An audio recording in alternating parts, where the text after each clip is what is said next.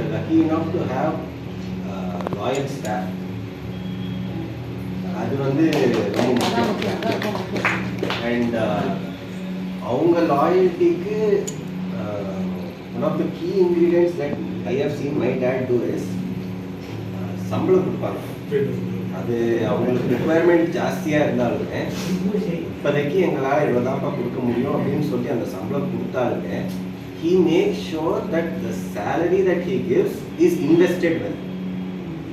இப்போ ஒரு சம்பளம் வாங்குறாரு, அந்த சம்பளத்தை வந்து அவர் பாதி இது அவங்களே வேற ஏதாவது கன்சியூம் பண்ணி அப்படி வேஸ்ட் பண்ணுறது பதிலாக he makes sure that the wife knows that the salary is credited. அந்த சம்பளத்தை வந்து அவங்க வந்து கரெக்டாக அவங்க பையனோட எஜுகேஷனோ இல்லை அது வேறு ஏதாவது ஒரு இருக்கோ அது வந்து கரெக்டாக அந்த இதுக்கு போகணும் அப்படின்னு சொல்லிட்டு இவன்தோ அந்த டைமில் அந்த ஸ்டாஃப் வந்து எங்கள் அப்பாவை திட்டினாலுமே in 10 years அவங்க பார்க்கும்போது he is thankful for it. So that is where loyalty comes. One that he forgot or doesn't want to mention, but I had to do it. ரொம்ப பெரிய விஷயம் சார். நம்ம லேபர் நம்ம ஒர்க் பண்ண இது பார்த்து பண்ணதுன்னா பலம் நம்மளுக்கு. அது ஒரு பெரிய கீ பாயிண்ட் அது.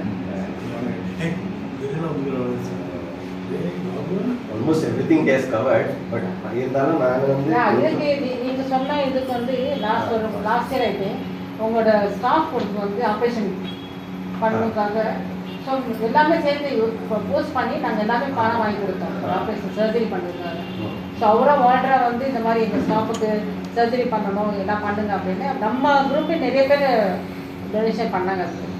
ஸோ அது ஒரு ஹாஸ்பிட்டலில் இருக்கிறப்ப ஒரு ஆள் இவங்க ஐயாவுக்கு ஹெல்ப் பண்ணுறாங்க. இவங்க அப்பா இறந்த பிறகு அந்த ஆளை இவங்க கடையில் வேலைக்கு சேர்த்தாங்க. அந்த அந்த ஜாபை விட்டுட்டு இவங்க கடையில் ஜாபுக்கு வேணும். அது வந்து நீங்கள் அப்ரிஷியேட் பண்ணணும். go beyond the salary. அது வந்து நான் பிராண்டிங்கில் நான் வந்து one thing is first is the look of the logo. அதாவது இப்போ நாங்கள் வந்து ட்ரெடிஷ்னலாக வர்றதுனால அந்த முன்னோர்களை இல்லை எங்கள் சாமியை வந்து லோகோவாக வச்சுருக்கோம். But when a new person is starting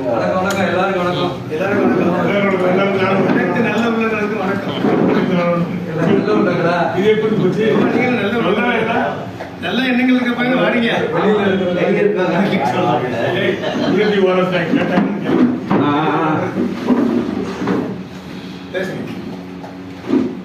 நம்ம லோகோலேருந்தே ஸ்டார்ட் ஆகும். To make sure that the logo simplifies what we two.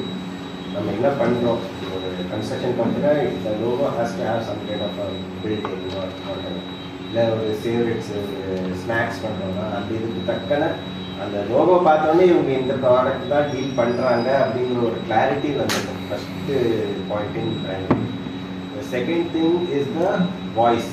அதாவது நம்ம வந்து எப்படி பேசுகிறோம் அப்படிங்கிறது கூட நம்ம வந்து பிராண்டோட ஐடென்டிஃபை பண்ணுவாங்க.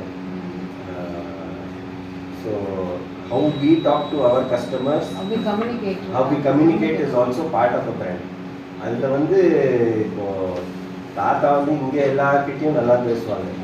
பட் அதே இது வந்து மார்க்கெட்டில் வந்து கேட்டு பார்த்தீங்கன்னா தாத்தா வந்து ரொம்ப ஸ்ட்ரிக்ட் இருப்பான், ரொம்ப கோவக்காரன் இருப்பான். அது வந்து எங்கள் பாட்டு. பட் அந்த கோவக்காரன் இருப்பா, but he teaches us discipline. அது வந்து it becomes part of our brand. அது வந்து very important. And at the same time the way we treat our staff is how they treat our clients, customers. So இப்போ நாம் வந்து அவங்க மேலே எரிஞ்சு விழுந்தோன்னா அந்த கோவத்தை நம்ம வேற எங்கேயும் காமிக்க மாட்டாங்க, நம்ம கிளைண்ட்ஸ் மேலே தான் காமிப்பாங்க. அதனால நம்ம பிராண்ட் வந்து எகெயின் அங்கேயும் அடிவாங்க. ஸோ நம்ம வந்து அவங்கள எப்படி நல்லா பார்த்துக்கிட்டாங்க, அவங்க வந்து கஸ்டமர் கூட நல்லா பேசும்போது நம்ம பிராண்ட் அங்கேயும் இன்க்ரீஸ் ஆகும். That is the other. And third thing is product consistency. அந்த குவாலிட்டி வந்து கன்சிஸ்டண்ட்டாக கொடுத்துட்டே இருக்கோம். குவாலிட்டி வந்து எங்கேயுமே காம்ப்ரமைஸ் பண்ணக்கூடாது அப்படின்றது மை ஒப்பீனியன். அது வந்து மேனுஃபேக்சரிங்கில் ஏதாவது இருக்கட்டும், or it might be in distribution also. We should should make sure that our product is good quality. அது வந்து கம்மியாக விலைக்கும் கிடைக்கும், அதுக்குன்னு ஒரு கஸ்டமர் பேஸ் இருக்கு, அது வந்து நீங்கள் சூஸ் பண்ணிக்கணும். பட் ரெண்டு காலையும் ரெண்டு இடத்துலையும் இருக்கக்கூடாது. Either you cater to this part or to this part. And third point is people usually do not buy the product, they buy the feeling attached to the product. So for example, snacks யாரோ விற்கிறாங்க, snacks நம்ம கிட்ட வாங்க வராங்க. இப்போ எங்கள் தாத்தாவுக்கு அச்சு முறுக்குலாம் இருக்கும். So let's say someone comes, உங்கள் தாத்தாவுக்கு அச்சு முறுக்கு பிடிக்கும்லப்பா, அது வாங்கிட்டு போ அப்படின்னு சொல்லுவாங்க. ப்ராடக்ட் இஸ் தேர், ப்ராடக்ட் நல்ல ப்ராடக்ட் தான். But what that person has involuntarily done is they have attached that product and my grandfather to the brand.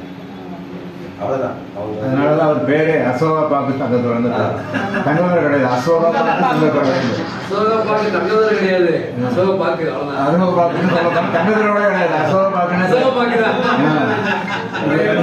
அதாவது பேரன் கரெக்டா தாத்தாவுடைய கேரக்டர் கரெக்டாக கண்டுபிடிச்சு. சின்ன பிள்ளை கூட மிட்டாய் கொடுக்குறதுனால மிட்டாய் தாத்தா. ஃபர்ஸ்ட் பொடி கம்பெனி பொடிக்காரங்கன்னு தான் சொல்லுவாங்க. அதெல்லாம் மறந்துட்டாங்க, பொடி போடுற நிப்பாட்டு மறந்துட்டாங்க. பாக்கு போட ஆரம்பிச்சது பாக்கு பொடி இல்ல பொடிக்காக இந்த ஜெனரேஷனுக்கு தெரியும், அடுத்த ஜெனரேஷனுக்கு பொடி சொன்ன மாதிரி. அதாவது அவங்க என்ன சொல்றாங்கன்னா, எல்லாருக்குமே நமக்கு தெரிஞ்ச பாக்கு என்ன இருக்கு, நிஜாம் பாக்கு எல்லாருக்கும் தெரியும். அதுக்கு முன்னாடி கோயம்புத்தூர்ல இருக்கிறது வந்து அசோகா பாக்கு போல, அங்கே கோயம்புத்தூர்ல இருந்து ஃபுல்லாக டிஸ்ட்ரிபியூஷன் இங்கே எடுத்து பண்ணியிருக்காங்க. ஸோ அதுதான் நான் இவங்க கூட முன்னாடி பேசும்போது கண்டுபிடிச்சது. டிஎஸ்ஆர் சந்தனம், அதுவும் இவங்க தான் இந்த ஊருக்கு பண்ணாங்க. இதை தவிர இன்னும் நிறைய பொருள் கொண்டாந்தாங்க, அதெல்லாம் பேர் சொல்ல வேண்டாம். அவங்க தமிழ்காரங்க கடைனா அது ஒன்று தான் இருக்கு. இப்போ கூட 3 கடை 4 கடை இருக்கு.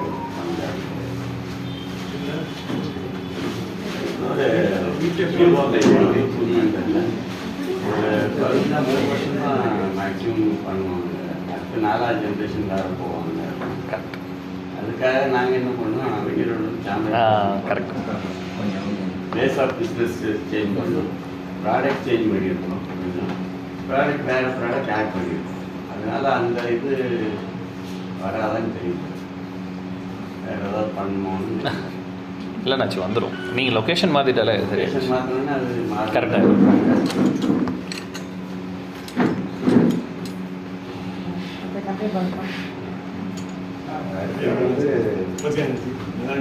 டிஜிட்டல் மார்க்கெட்டிங் இப்போ வந்து அவங்க காலத்தில் வந்து இருந்துச்சுன்னா ஒரு கம்யூனிட்டியாக வந்து எல்லாமே ஒரே இடத்துல இருந்தாங்க. ஸோ அங்கேருந்து ஒரு ஆள் வந்து வாங்கிட்டாலே அந்த கம்யூனிட்டி வந்து ஃபுல்லாகவே வந்துடுவாங்க. ஆனால் இப்போ வந்து இப்போ தமிழ்காரங்கன்னா தமிழ்காரங்க ஒரே தமிழ்காரங்கன்னா ஒரே லொக்கேஷனில் மட்டும் இல்லை, நாங்களும் எக்ஸ்பேண்ட் பண்ணோம்னா வந்து எல்லா இடத்துலையும் யோசிக்கிறோம்.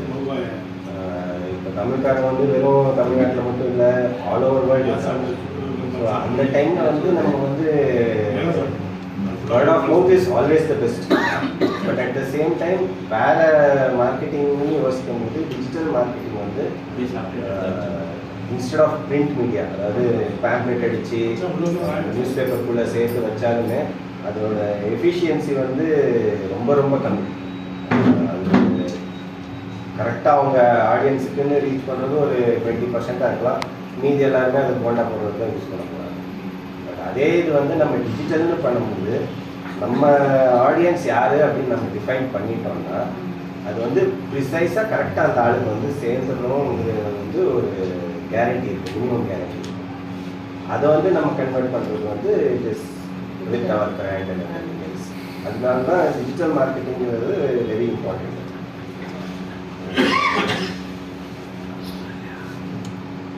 அது வந்து நம்மளுக்கு ஃபர்தராக நம்ம பிராண்டை வந்து ஒரு நல்ல கொலாபரேஷன், அது வந்து ஒரு ஆத்தென்டிசிட்டி எக்ஸ்ட்ரா ஆட் பண்ணுது. முதல்லலாம் வந்து வெறும் இவங்கன்னா ஓகே ஃபைன், பெங்களூரில் இருக்க ஆளுங்களுக்கு வெள்ளச்சாமி ட்ரேடிங் கம்பெனினா யார் அப்படின்னு தெரியும். பட் இப்போ நம்ம அன்னோன் லொக்கேஷனுக்கு போகிறோம், இந்த மாதிரி நாங்கள் அப்படின்னு சொன்னாலுமே they cannot take just our word for. நம்ம டிஜிட்டலில் ஒரு ப்ரெசன்ஸ் இருந்தால் மட்டும்தான் அதோட ஒரு லெஜிட்டிமசி அப்படிங்கிற ஒரு extra addition Vellachami trading company இந்த மாதிரி ஒரு வெப்சைட் இருக்குது, எங்களோட ஸ்டோர் இருக்குது, எங்களோட கம்யூனிட்டி இருக்குது அப்படின்னு காமிக்கும் போது அது வந்து நம்மளுக்கு ஒரு ID card, digital ID card மாதிரி ஒரு கிரியேட் ஆகும். That is why digital marketing is also a big part of business now அப்படின்னு